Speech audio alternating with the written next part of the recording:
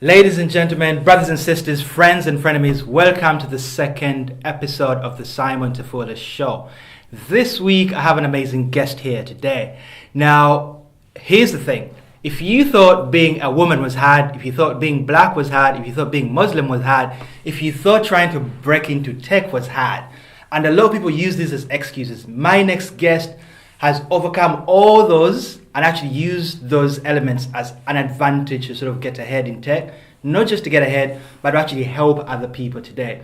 I'm so grateful and so pleased to welcome Abby onto the show. Thank you. Abby, I'm so glad to have you on the show. Thank you so much for joining us. Thank you for having me. It's really nice. I know, it's been ages. I mean, we know each other, we've known each other for a while, but like, it's incredible to finally sit down and have a chat and share your story with everybody in terms of what you've done, what you've achieved, and what you're doing for the community. So let's just kind of take this back a few years back. So where were you born? Where did you grow up? And where are you from? Where am I from? Yeah. So the funny thing is when you ask the black person that kind of question. Yeah, it's like, what do you mean by that? Exactly. Like, I'm from here. I'm from London. Yeah, exactly. Okay, cool. Where did you grow up? So basically, I was born in Sweden. Oh, cool. Yeah, and then I moved when I was about 8-ish. And I grew up in Leicester, so I did most of my school years in Leicester. Oh, from the Midlands. Okay, cool. Yeah, so up to college, and then I moved to London when I was at uni. Oh, cool. Amazing. Yeah. So in terms of, you then go to uni, but obviously before you went to uni, you had to decide what you wanted to study. Yeah. How did you make that decision in terms of what you wanted to study? I didn't make that decision. My mom made that decision. Oh, so, wow, okay. Literally, I'm not joking. Like, in college, my mom came with me and she picked the subjects for me. Wow. So, like, it was... What subjects did she pick from? She picked me... what did she pick? Law, geography... I was allowed to pick photography and economics she picked. So, and I failed everything except for economics. Wow, okay. So I got kicked out from that college. Yeah. And then I carried on economics and then I decided to pick IT. Okay. And I picked drama. So I did really well in drama and I did really well in IT, yeah. So IT, drama, economics? And economics, yeah. Wow. And then you then decide to then go into uni to study... Again, I didn't pick that. My mom picked that. Wow. Yeah, so my mom picked international relations with economics because, again, my parents are mainly politicians in the background. Okay. Yeah. So my background is Somali. Most of people know there's been a civil war there happening, but most of my parents and my uncle work in Somalia as politicians right now. Wow. And previously before the civil war. So they wanted me to be doing that. Amazing. So you then go to uni, obviously. Of course. And at what point do you then decide, okay, like this is not really for me, or? So the point where I decided like this is not my career choice was like in second year, I went and I did my internship in Kenya. Oh wow, okay. And I was working as a project officer, and I loved it. Yeah. Like being on the fields and doing that, but then even being in that capacity, I was not doing the politician, like I was doing more of the tech side. Okay. And working with the people in the villages how to grow businesses. So that's actually where I clicked, where I got my business idea from, like, you know, helping people grow what they have and the skills and stuff. And then from then I came back and I was trying to do my final year and I realized this is not the career for me. Wow. So yeah. So tell me about how you obviously started coding, because you started coding at a really young age, right? Yeah. At what age did you start coding? So I was about like 14-ish. Wow. And I was like creating very, very simple HTML like templates, so like tags, and like it used to be like really black and white. And I think that's the era where like MySpace as well was going on. Oh yeah, of course. And then Bebo. So I was trying to like, you know, look at the code source and I was trying to like figure out how did they create it. I was very like into tech kind of thing. And then also I did in college tech, so I was doing coding, but it was very, very simple codings. I think it was like C++ or something like that. Okay. So very, very basic. They had like an IDE, so everything was done for you. All you had to do is add the code and make it work and learn about the hardware and the theory about technology. I did really well in IT in college. Oh, cool. So you come back from Kenya, you then decide to switch courses. No. So my mom wanted me to graduate. Yeah. So I literally just just did it. Okay. And then graduated it, and then I was like, you know what, I don't want it. So I had a job already lined up. So my idea was to go back to Kenya and continue what I was doing. And I was like, no, I'm not going back. Okay. And yeah, I just went in retail. Oh, okay, cool. Yeah, I didn't know what I wanted to do, so I just went in retail for a year. Wow, okay. Yeah, so I was trying to either save money to get a mortgage and live that lifestyle, you know, work in retail and grow from there. Yeah. And then I realized, like, I want to go into tech. And then what happened basically was my younger brother was going to uni, so he was going to the open days, and he's into tech as well. And I went to the open day with him, and then I was literally looking at the subject, and I was like, you know, this actually clicks with me. And so I decided to go back to uni and do my master's. Okay. Yeah. What was your master's in? Information system management. Okay. Yeah. So it had JavaScript, business and a business side as well, business analyst, project management. Yeah. Okay, that's incredible. So you then finish the masters and then you get into the work world, right? Yeah. So you start working as a developer. Yeah. So what happened was, and this is quite confusing. So I was trying to find a job, and the hardest thing I thought was like, okay, I have a master's now and I can get a tech job. Yeah. Everyone kept rejecting me because I didn't have the industry experience. I had experience, but I didn't have industry experience. So I had to join a boot camp. And what they said is they're going to train me in a specific area, which was meant to be in testing. And then they're going to place me. Because they placed me, they will take half of my wage. Wow. Because it pays off the boot camp. Again, I'm a bit... We won't talk about that now. Yeah. In the future, I will dive in and explain to you my situation. But let me finish it. But then my first role was a developer. Oh, yes. So imagine being trained as a tester and then not doing it. So I was doing development, and that's when I met you. Yes. So yes, this is where we meet. So obviously, those that probably don't know my story, I moved to London about 3 years ago, and one of the things I was doing was I was constantly going out, obviously networking, meeting lots of people. And then I met you outside Google campus one day.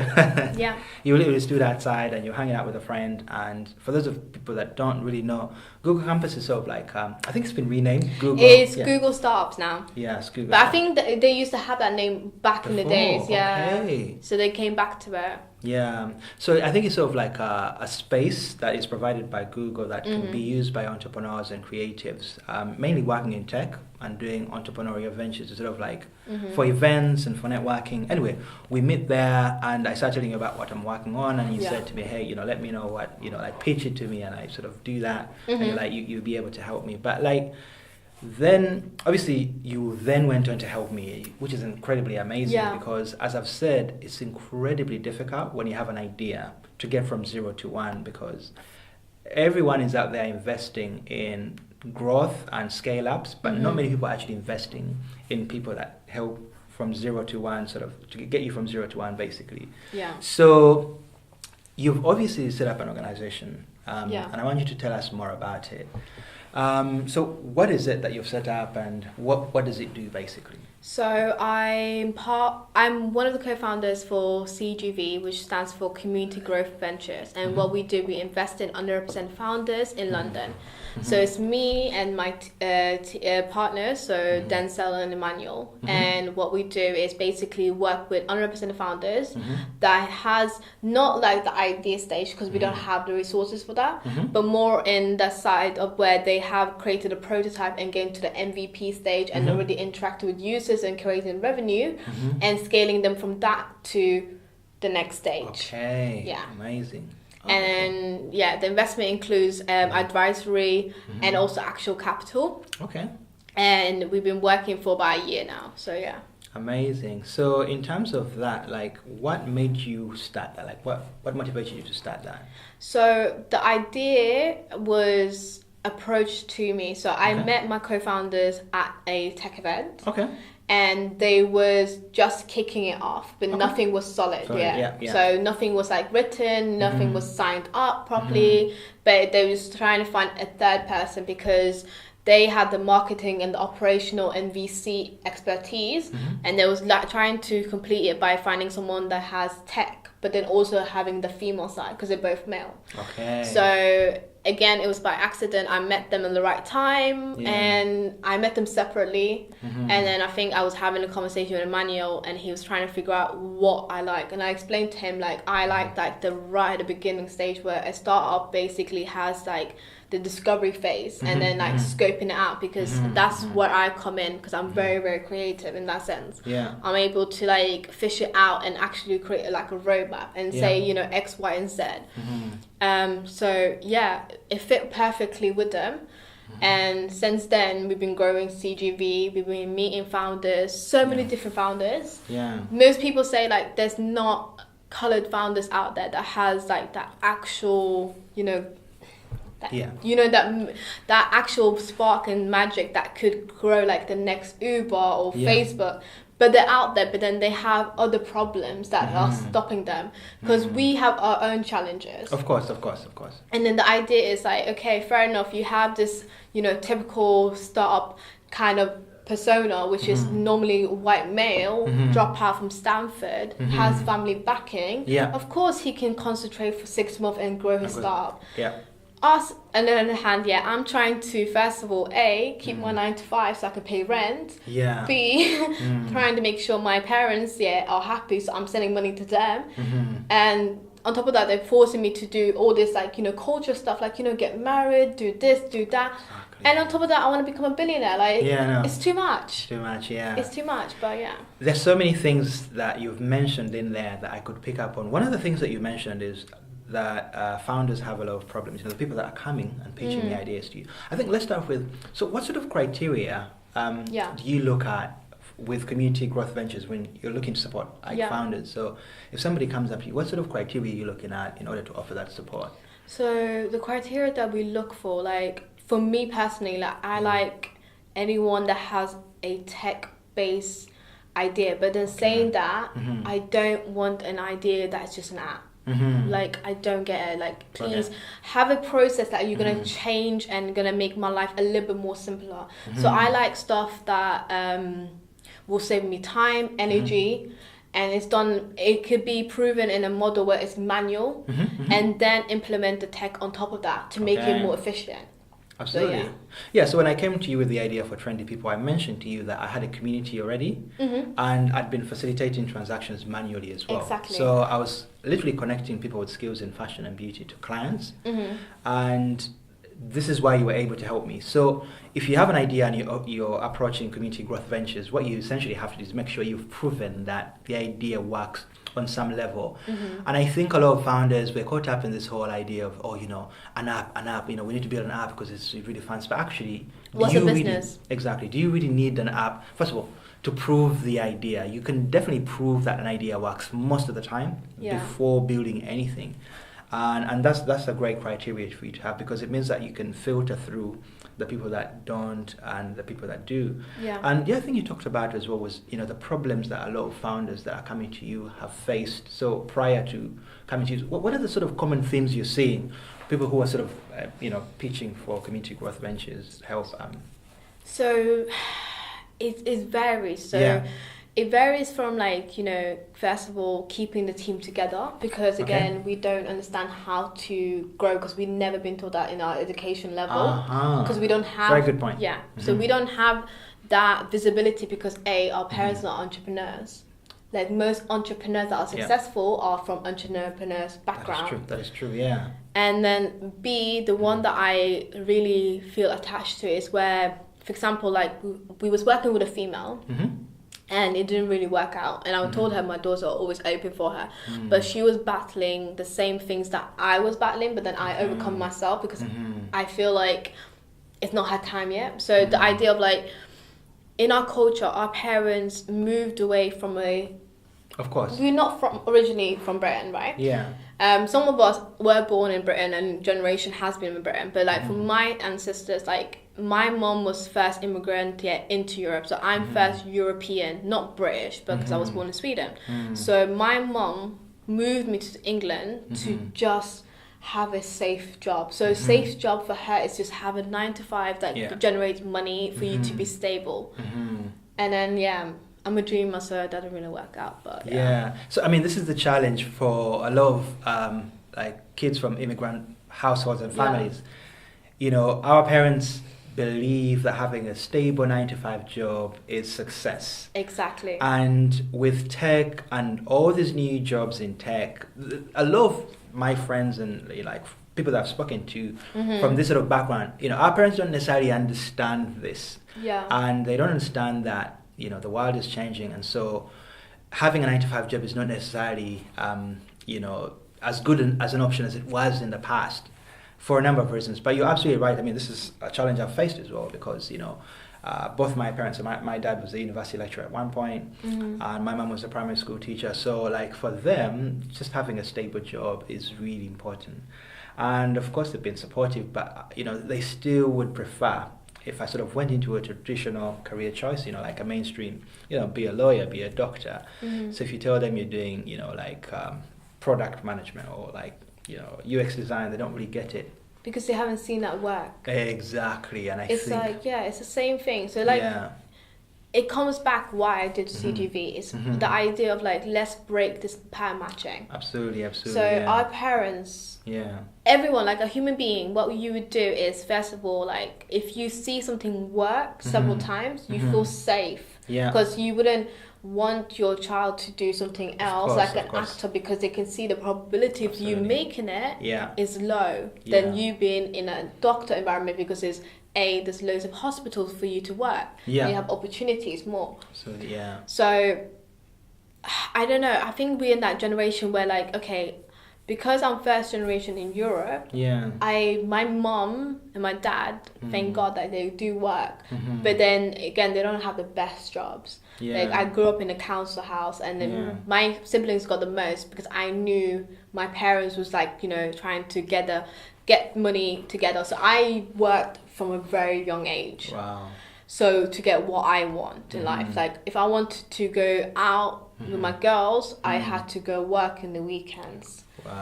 And then I also gave half that to my mom, because I knew that like the investment she gave into me.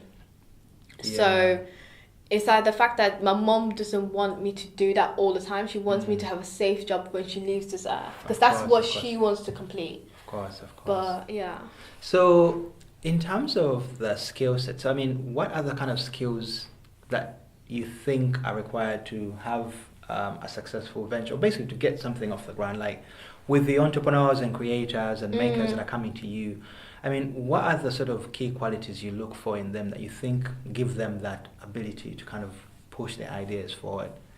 So I look for, personally, someone like similar to me. So you have to have like a engineer kind of mindset. Okay. So having the ability to be like, okay, I know what I want, but I don't know the solution for it. So what I gonna do is I'm gonna try this and this and see if it works. But if it doesn't work, I'm able to pivot quickly and know from my mistakes. So I'm not scared of like meeting people that make mistakes several times, but then able to learn from the mistakes. And what I do as well, especially like before, we don't give capital to anyone, by the way. We have to build a relationship for more than 6 months up to a year. For example, the company that we recently invested in, we've been building a relationship for about a year for actual capital. Everyone else, we've been given advisory. And again, saying that when we be on board of yours, we'll be like your advisory board, and we do take equity from it, but it's very, very low, because again, it's advisory, and we don't want our founders to be washed out and it's like the next round and stuff. So what I would be able to look at is if someone's able to just take my advice, and I do very, very sneakily, like I will say do X and Y and Z, and I want to see if you're willing to take it, because I'm not going to work with you if you're not going to listen to me. Absolutely, Oh, cool. I mean, the ability to take feedback is really crucial for a lot of entrepreneurs. I mean, a lot of people get stuck with it, so they fall in love with the ideas, and they just have this romantic view of what the idea should look like, right? And what they don't realize actually that, you know, the world out there when the product hits the market is very different. So they have to be able to, and you know, you get caught up in a box as well. I mean, like as an entrepreneur or a creator, you sort of like are in this, like the saying goes, you can't see the full picture if you're in the frame. So you have to come out the frame. And in order to come out the frame, somebody has to give you that feedback to sort of enable you to see the full picture. So that's really good. I mean, I'm really excited about what you guys are doing because, like I said, thank you. It's really difficult to find people that can help you at the super early stages. And what you guys are doing is amazing. And for me, the thing that I'm again, I keep saying that the thing that amazes me about you, you're pretty much a unicorn because you've overcome all these barriers. Like being a woman is hard, being black is hard, being trying to work in tech is hard, and you've kind of overcome that. But you're actually helping others win as well. Like, of course, because I honestly this is my advice, right? If you don't win, I won't win. It's incredible. I keep telling people, a lot of people have this mindset where they sort of just want the success and sort of accolades just for themselves. It won't work because you have to have collaboration, and this is absolutely. One thing that I also look for a founder. If you're able to collab with others and work in a team and grow, because how are you gonna build? You need to talk to people. Absolutely. Soft skills is very important. Absolutely. Do you know, it's funny you should say that because one of the emails I get a lot, so I run these workshops, as you know, one of the emails I get is, I have this idea, but I'm scared of telling anyone, and I just want to build it and stuff. What advice would you give to somebody who, I've got an email literally in my inbox right now, and I got it this morning, and the guy was saying, look, I've got this idea, it's tech-based, but I don't want to tell anybody, but I want to build it, but how do I find people to help me without necessarily telling everybody? What do you say to them? You say to them, have several seats. Yeah, exactly right. First of all, are you technical to build it? If your answer is no, then I don't think you're the right person to build it. Sorry, end of story. So, exactly. What are you gonna do? If you're gonna if you're scared of having you protecting this idea. You're not technical, for example. I get loads of this email. I'm looking for a developer to build it. Cool. I promise you, that developer can easily just take it because it's their code source. Yeah, absolutely, yeah. You use an idea, and let me tell you for a fact, your idea is not unique. Yeah, absolutely. What's unique is you. You're the USB. That's it. True. That's exactly true. I mean, I get this question all the time. I mean, what I keep telling people is that you just have to talk to as many people as possible. Get your idea out there and tell as many people as possible, because it's through doing that you'll meet the people that will either help you or kind of give you the right feedback, or maybe even introduce you to some other people to help you with the project. But this idea of kind of keeping an idea secret to yourself, and have you had people approach you, by the way, and ask you to sign non-disclosure agreements? I won't look at you, I won't talk to you. Really? End of story. I won't entertain it anymore. And I think this is one of the problems within our community in terms of, and generally with founders, they feel like they have to sort of keep the idea secret in order to build something unique. I mean, of course, there's value in kind of having an idea secret. If it's basically a scientific thing that you've done, again, I'm not a science person, but then if you created a medicine, of course, get that patent in it. But I'm sure you need to talk to people when you're creating the stuff anyways. Yeah, exactly, But then that's going to always be yours. When you build something, especially people will know about it, because a true founder would take it doesn't take a day to build something. It takes years, and people will know you. Yeah, of course. And then what I say to people, especially when they have an idea, I always say this example, okay, cool, the idea is not unique. Yeah. But then, for example, let's take a supermarket. There's Tesco, there's Morrison, there's Sainsbury's, there's Waitrose. There's so many things. So they all do the same thing. They all provide the same products. Right. Yeah, absolutely. So again, it's about you have this idea. So how do you tailor it? How do you brand it? It's more than that. And I think it takes a team to build it, because I don't think that should be on one head, because it can be very overwhelming. And I think that's where we had this conversation. You wanted to do this, and I said, you know what? Let me help you with this at least. Yeah, absolutely. No, that is absolutely correct. So, moving forward, first of all, in terms of obviously, managing a 9-to-5 and expectations with family, and of course with community growth ventures, in terms of managing your own kind of stress levels, I know there's stress. There's got to be, right? Yeah. What is your approach to self-care and sort of managing your stress levels? What do you normally do to manage that? I mean, so myself being, I'm still working on it. Okay. Yeah. Yeah. So I have a really bad habit. You don't have to tell us about it. Of course. Yeah. I think my close friends already know. Yeah. It's not drugs, guys. But Yeah. you just need to put it out. It's not drugs. But what I do as well, like I now attended this thing that's been run by, I don't know if you know Alex, by Community Labs. No, I actually don't. Who knows? So he runs like the safe space area. So it's every like 2 weeks. So I try to attend sometimes, and it's very like limited people, and you talk about like how's your week been beyond your 9 to 5, and you just talk about how you feel. So I've been trying to apply that, and I always try to figure out, like, I surround myself with people that are similar to me in the tech industry. So I surround myself with like really close friends, and I literally have a place where I can vent. And then the idea is just to let it go. Yeah, so I try my best. I think it's an ongoing process. Of course. I don't know the magic pill yet, so if anyone knows, please tell me. Yeah.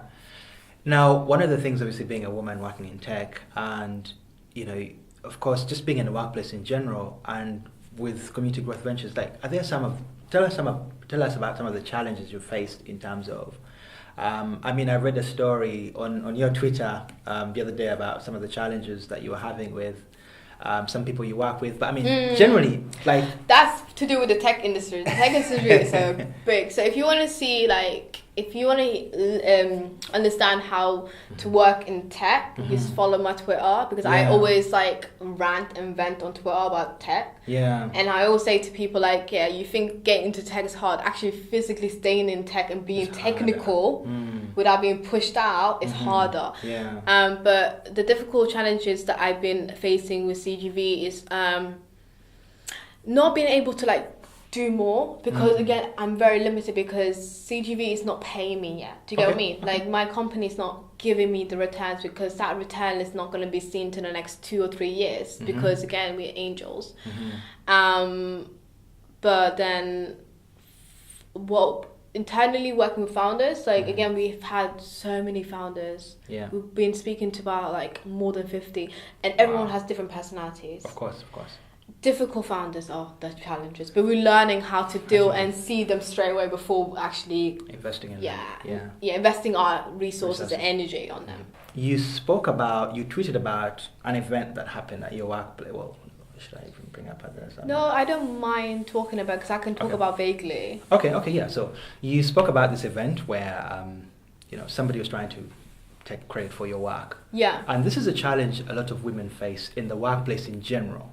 So you're in a workplace and you basically are working on a project, and then somebody else tries to take credit for your work. I mean, what sort of advice do you give to somebody to deal with, and how were you able to overcome that? Because this is something you kind of tweeted about. Exactly. So again, just to clarify, I work for CGV after hours and weekends, and then I have my 9 to 5 jobs where I'm a software engineer / tester. Yeah. And currently in the organization I am, I have allies and I have people that I feel like maybe don't understand they're doing it. Yeah. But at the same time, I'm like, you shouldn't be doing it. Of course. Right. So there was an incident where I created something, and then someone tried to take their credit by saying, I've created.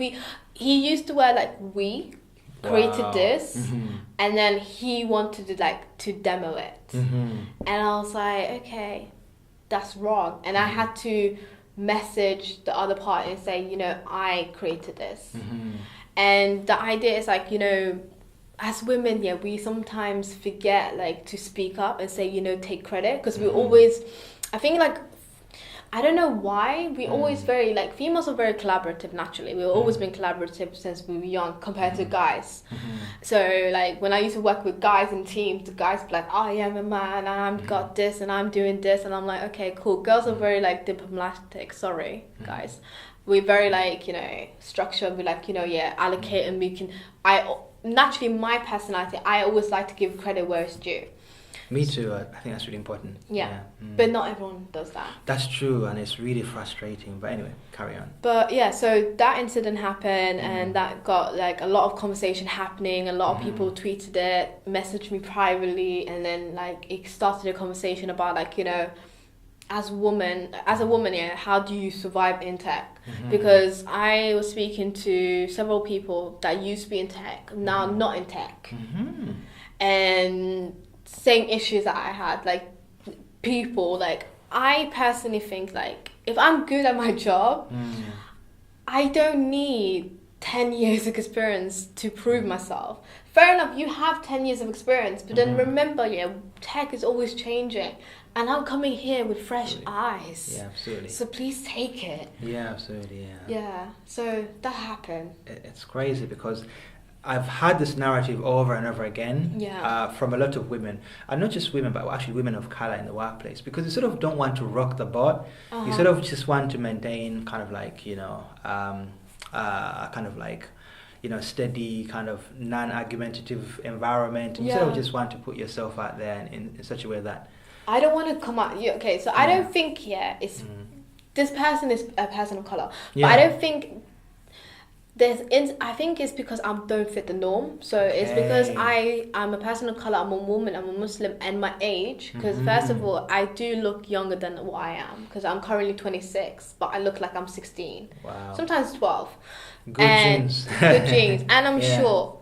So I try my best, and I generally don't want to fit in a stereotype where I will start like jumping on chairs and the seats and stuff like that and scream at people and calling people idiots because they're idiots. End of story. I don't mind calling people out, but I'm trying to not how do I say it? Not mess it up.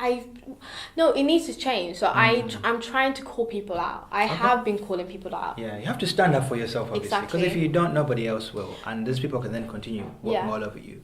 Now, one of the themes I'm trying to cover on this show and podcast is for a lot of people, millennials, and a lot of founders and creators. Yeah. We tend to have lots of skills, right? Because we've grown up in the YouTube generation, right? You can Google how to learn anything. And one of the things I wanted to ask you is, obviously you're a very tech person, but are there any other skills you've picked up along the way that you've learned from YouTube, but basically just generally any other skills you've kind of picked up? And what's your advice in terms of that? Would you rather someone focused on like a specific skill as opposed to being a jack of many trades, or like what skills have you picked up on in general? Me personally, I'm very T-shaped, so I'm a tech person. I'm a maker. So the reason why I'm a maker is because I'm able to hack things. So I'm able to develop very quickly, and it doesn't matter what language it is. I'm able to understand code sources very quickly. I'm able to scope it out. I'm a people's person. Yeah. I've picked up from my retail job that I'm a salesperson, so I can pitch myself. Oh, that's great. So, for example, like when I met you, I was able to explain to you what I do in 5 seconds. Yeah. Because I'm a people person and I know how to sell. Yeah. I know how to read people because I used to be a salesperson. Yeah. I don't use it for evil sometimes. Yeah. That's good. On nights out, I do. And actually, when I first met you, actually asked me to sell the idea to you. Yeah, because I know my work. Yeah. Sorry, I'm arrogant like that. No, it's cool. Yeah, so you've got sales skills, obviously. You've got tech skills. Yeah. And of course, people skills are really important, right? And any other skills you've picked up along the way? I don't know, like it depends, like it's so random, like from like YouTube, like stuff like how to do your hair, because my mom told me she's gonna stop doing my hair when I was like, so you I had to do it, and I'm still trying to figure out how to keep my hair straight. Because again, coming from like this whole kind of like immigrant sort of family, there's this negative or stigma in society that you're a jack of many trades but master of none. And what I've found is that a lot of like really early stage entrepreneurs and makers, we tend to have all these skill sets to help us, because again, nobody's kind of helping us, so we have to kind of learn all these things to help us get our ideas out in the initial phases. So it's really interesting to speak, when I speak to guests, to find out if there are any other skills we've sort of picked up along the way. Now, the other thing I wanted to ask you is in terms of the people you're helping so far, what are you finding that, because obviously mainly people from disadvantaged kind of minority backgrounds, we really disproportionately struggle to sort of raise the funding and the resources. Have you guys looked at raising your own resources? Have you approached investors for your own community growth ventures? Yeah.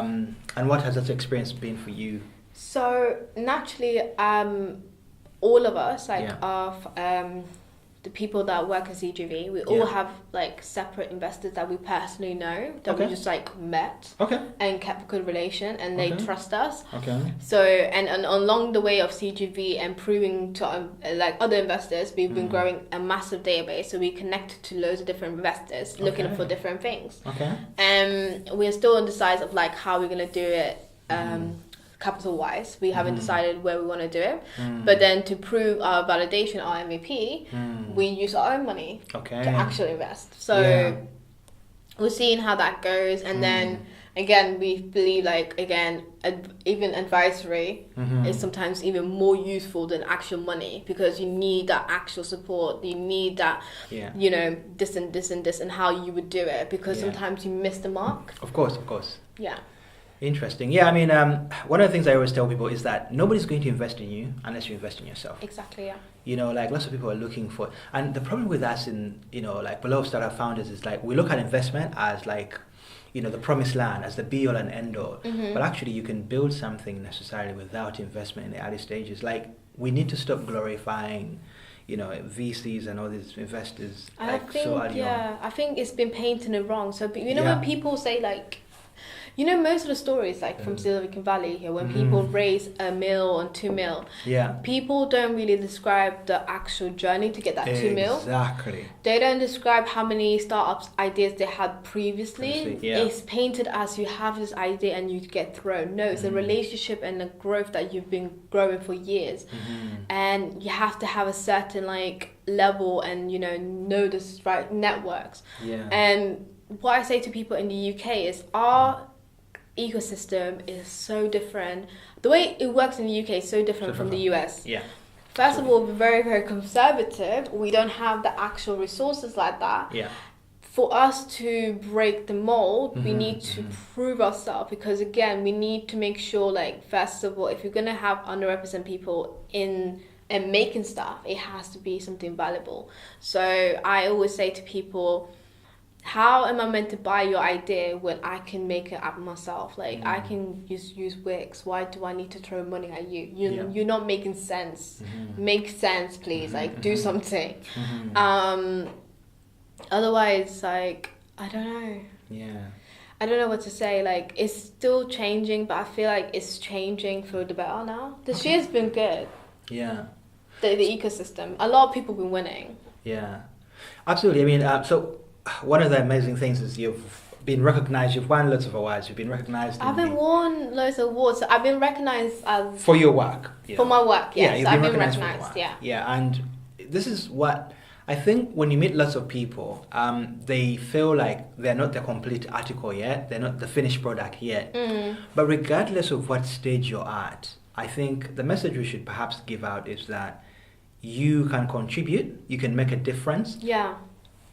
You have a 9-to-5 job and you're still doing this on the side. But you're still being recognized because of that. So, I mean, one of the things I find amazing is, you know, the Evening Standard's Progress 1000 kind of list. Oh my God, that list is so epic, but yeah. I know, like, I was really blown away. So the Evening Standard has created this list of people that are influential in all kinds of areas in London. And obviously in tech, like you're one of the names that came up, and I was really pleasantly surprised that you're recognized for this. And this is incredible because you've been doing so much work underneath, like so many things people don't know about. Like, and so I sort of just wanted to commend you on that. And it's incredible because you're doing so many amazing things. You're helping people on the ground, in the trenches. And you're just you with your team are doing this. Now, obviously, one of the challenges we have as founders and makers from minority backgrounds is a lot of organizations are not supporting us. A lot of like big funds and, you know, they're all giving us this lip service. Oh, you know, we believe in diversity, blah, blah, blah. But actually, they're not really helping us. Exactly. I'm so tired of it. I don't want your mentoring anymore. I want money. Thank you. That's what I was going to ask you. So what can you directly say to these organizations and, you know, and people that are giving us lip service? What can they directly do for us and for the community of underrepresented and sort of people from minority backgrounds? What can they do for us to advance and help us get access to tech and entrepreneurship? So, for example, like getting actual entrepreneurs, like I'm gonna tell you this straight. I have CGV. I have a pipeline. If you want to help me personally, like again, if you're not an entrepreneur, just give us money, support our cause, end of story. Second, show us the money. Yes, where's my money, please? But then even like, for example, like this whole I don't know if you saw the letter that went viral. Of course. The letter tell to us Steve. about it. Like, So it was started by Deborah, which is the founder of YSYS, and then it was a group of us women, and we wrote collectively a letter to Steve telling him off about basically what he did was take a group of select women from London to Silicon Valley and said this is a showcase of like London's finest, and they all looked the same.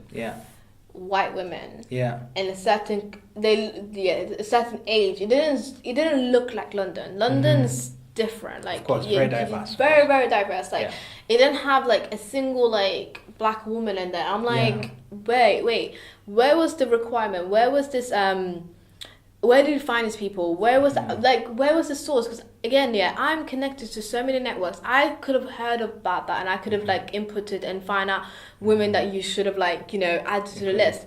So we did research and we found some people that applied and got rejected, and I'm like, what? And then we found out who the women were. We're like, what? And then so we wrote a letter, and not to just like tell Sadiq, but we was telling him like a recommendation. And the letter's online on Twitter. You can find it on Medium. Viral. It went viral. Yeah, it went viral, and then we got invited to London City Hall. Wow. So it was a select of us, and we went there. We had a conversation. It was other powerful women in the ecosystem that are people of color, and we had a conversation about not what's going on, but like actual plan, like action plan, like what we're gonna be doing in the next 6 months. And then they revealed that there are stuff available, and I was thinking we never heard of it until now, and now you want to show us. So we've been now told this and this and this, and then YSYS is doing a lot of movement. We both are part of YSYS members. YSY stands for Your Startup, Your Story. A community of entrepreneurs that collectively support each other. You're either working in tech, or maybe you're a maker or creator, and we sort of kind of support each other. And we're part of that community, and so it's put forward recommendations. You put me forward to that, to join that community. Do you remember? You kept telling me. But I remember. I was like, I'm not doing it yet. But then I eventually joined last year. So I mean, this is the thing, like, because nobody's coming to help us. Nobody's coming to save us. We are the saviors we've been waiting for. And the thing is, we have to put ourselves forward, and we have to make our voice known. Because if we don't, like, people are kind of going to keep sidelining us and kind of sweeping us under the carpet in our issues. So this is one of the reasons of Side This Show. It's kind of just tell our stories and put faces to sort of like our kind of like stories and startups as well. But so that's incredible. So you guys literally started a campaign. Exactly. It went viral, and then the London mayor invites you over. The assistant mayor so London, the deputy was there, and then he was listening to us, and then we was like doing points for the next 6 months. And then even in the 6 months now, like one of our one of the girls got invited to the Paris roadshow. Oh wow! Okay. And we was like having a conversation. I'm like, so if we didn't write this letter, she wouldn't have done it. We we had to tell you there's a problem. Exactly. That is a problem. I know. That's an actual problem. I mean, for me, one of the things I find really interesting, and this is something that frustrates me, is that a lot of these big investors and entrepreneurs are too busy. I mean, they want to invest in space and all these massive projects, right? But just addressing the diversity tech, like that is too much for them to handle. It's too much of them for them to do. It's not even that yet. So basically, like what they're doing as well, like the UK has money. So I went to like this massive like AI conference, and they just announced like the government is going to pump in 3 million in any AI research. Wow. where's the money, please? I know a couple of people that work in AI, like pass Alex, the money. Alex Fega. Yeah, is a huge exactly AI researcher. So he was the one that was speaking about that. He does run this safe space. Okay. So yeah, you needed that. I need to get into that safe space because I need some therapy. Yeah. So anyway, what we're saying to these organizations is, first of all, we need you to reach out. But it's not even reach out, like come to the community leaders, like come to me, like exactly. Community Growth Ventures, YS. Yeah. So the idea is like, even like, so they have this money and then they always talk about like, oh yeah, we're gonna get talent from abroad.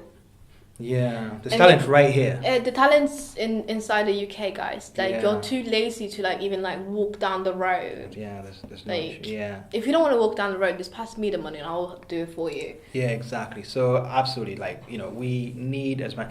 And the thing is, this is actually good for not just like, you know, the tech ecosystem, but it's great for the economy in the long run, right? If you're investing in a diversity of people, diversity of ideas, eventually the results are going to be a lot more fruitful, not just for you know, the community, but like the entire country and the economy in general. So it makes better business sense. So one of the other things I also want to acknowledge is the fact that you know, you've been pushing for diversity, and like you run workshops as well. You run training. Tell us a little bit more about some of that. So I run workshop mainly for like people that want to get into like UX. So I teach like how to center your idea around users, and like I give like actual input and feedback. So the first workshop was run during London Tech Week. At London campus. With Google, and then I did a couple that was private. I do mentoring for young girls, so I teach young girls how to code. Amazing. And I'm working with a couple of organizations like voluntary and like doing the code classes for them. Amazing. Yeah. Cool. So I try. So I always think like if I'm out there and showing people like I'm here, then that will encourage people saying, you know what, I look like Abby, I can do it as well. Exactly. And this is the thing. This is why representation is really important. Until you see someone that looks like you, talks like you, dresses like you, from the same background just like you then feel much more empowered to kind of do something similar. Exactly. So in terms of moving forward, where do you see your community growth ventures in the next 2 to 5 years? What are your plans and hopes for it? So I hopefully be running that full time. Okay. And then by then we will probably like invested in so many companies and stuff like that. Yeah. I'm excited because we've done a lot this year, and it's going to be hopefully a report at the end of the year to showcase what we've been doing. Okay, amazing. So look out for that, and then so hopefully more office hours with us, how to get investment, what to do next. So How did your previous office hours go, by the way? The one you had a couple of days ago, yesterday? So a couple of days ago. So we've been so my colleague is very close friends with like episode 1. Okay. So they was running office hours. So we vetted people from the community, and then we put our recommendation. They selected 3, and they were really happy with it. So we're going to see how that goes next, hopefully. Cool. It's funny because I met a lady that is from a Muslim background, and she has an idea, and she was saying to me, I'm looking for some help. And actually the first place I suggested was your office hours, and I sent her the form, but I think maybe she probably did it a bit late. How often do you plan on having these office hours? Or can they just reach out there? So they can reach out directly to us, but then we piloted this office hours. So the office hours is like any of our VC friends that we have in the community. What we say, like for example, we haven't been running this for like years and years, but these people have been doing it for years. We got the pipeline. Sometimes we don't think like these founders might not be matched for us, but we feel like, okay, this is a match for our friends. Why not pass along? Because again, if they win, we win. We all win together. Of course. So we pilot this out. We might be releasing a couple more office hours with other VCs out there, or angels that might be interested, or we might do VC office hours with us. We generally say to people, go to our website, fill in a form. We have a page. What's the website, by the way? So CGV Ventures. CGVenturesHQ. We'll put the notes in the show notes. Notes in the show. And then we have a page that shows our services and what we offer. If you scroll down, we have free resources for founders of like how to start like pitch decks, what to do. So we have loads of free resources for people to use. We have also a page to show what investment criteria, if you want actual capital, what you have to look like right now. If you apply to us, what we try to do as well, we don't really reject anyone. So we have partner accelerators that we pass along, and we recommend you, and we put you in this accelerator, or we tell you to come back 6 months later with our advice. If you're too advanced for us, we have friends that has a Series A investment capability and resources, so we pass you along to them. Amazing. So it's like we don't just take and throw. We are trying to create that pipeline as well for the entrepreneur. Oh, that's incredible. That's really good. I mean, it's amazing that with the very limited resources you have, you've been able to do so much. But on a personal level, first of all, I'd like to thank you for taking time out to attend this show and to share your story, but also for helping me, because you helped me with the whole UX ability of it. And you've kind of helped me kind of really chop down the idea. And of course, there's been a bit of an evolution since I last saw you. So I've taken your advice on board and really simplified the UX, but I've also become a lot more focused. So again, this is a bit of an exclusive, but I'll tell you because you're here. So initially the idea was obviously to connect people with skills with fashion and beauty for clients. What we've done is we've chopped out the beauty side and we're now super focusing on the fashion side. So now Trendy People is a platform that connects people with skills in fashion. So tailors, dressmakers, seamstresses, personal stylists and personal shoppers to clients that want bespoke products. So we're really just super focusing, because you know the startup ecosystem is now crowded with startups that are doing on-demand beauty, on-demand makeup. So what we thought is there's nobody doing this side of things. Let's just super focus on this, and we're getting a lot of feedback on that. But the system you helped us with, which was that the categories and subcategories and all that. So one of the things that I was struggling with is because I didn't really know how to sort of categorize beauty and kind of like makeup kind of products and so. And obviously you're a beauty expert, so that really helped me. And basically kind of looking at the whole business side of things, that was really helpful. So I'm glad you were able to help me. But thank you so much for your time, and happy to have you on here at any point to talk about anything you'd like to talk about in terms of the project. So socials, do you have any social links? How can people kind of connect with you directly? Connect with me directly. So if you want to like see my life, like sometimes I post random stuff, that's personal accounts, so Instagram. So that'd be at Team Abby. So Team TEAM Abby ABBI. And then Twitter is where I do most of my stuff with CGV and what I've been doing with tech. So it's more like focused. So I recommend like places to go and so that. So that's Abby ABBI _ Mohamed MOHAMED. If not, LinkedIn, I generally don't use LinkedIn that much. So if you follow it, sometimes I do post, but then mainly all the stuff are on Twitter. Abby, thank you so much. Thank you. I really appreciate for you coming. Thank you. Thank you so much.